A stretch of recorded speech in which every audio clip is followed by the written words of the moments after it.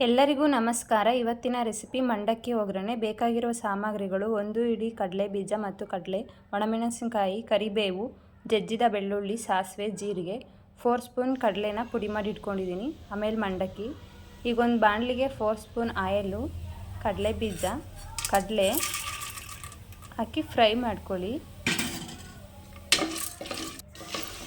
ಇದು ಸ್ವಲ್ಪ ಫ್ರೈ ಆಗಬೇಕು.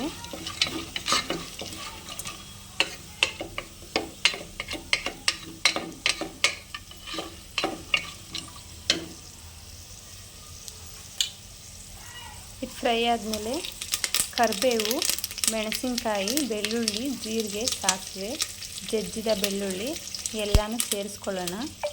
ಒಟ್ಟಿಗೆ ಸೇರಿಸ್ಕೊಂಡು ಮಿಕ್ಸ್ ಮಾಡ್ಕೊಳ್ಳಿ. ಇದು ಕ್ವಿಕ್ಕಾಗಿ ಮಾಡೋ ರೆಸಿಪಿ. ಸ್ವಲ್ಪ ಅರಿಶಿಣ, ರುಚಿಗೆ ತಕ್ಕಷ್ಟು ಉಪ್ಪು ಮಿಕ್ಸ್ ಮಾಡಿ ಈಗ ಮಂಡಕ್ಕಿ ಸೇರಿಸೋಣ. ಸೇರಿಸಿ ಮಿಕ್ಸ್ ಮಾಡ್ಕೊಳ್ಳಿ.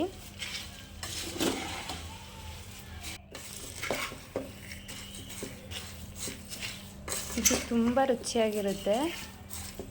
ಇದಕ್ಕೆ ಪುಡಿ ಮಾಡಿ ಇಟ್ಕೊಂಡಿದ್ದ ಕಡಲೆ ಪುಡಿನ ಸೇರಿಸೋಣ. ಇದೇ ತುಂಬ ರುಚಿ ಕೊಡೋದು. ನೀಟಾಗಿ ಮಿಕ್ಸ್ ಮಾಡಿ.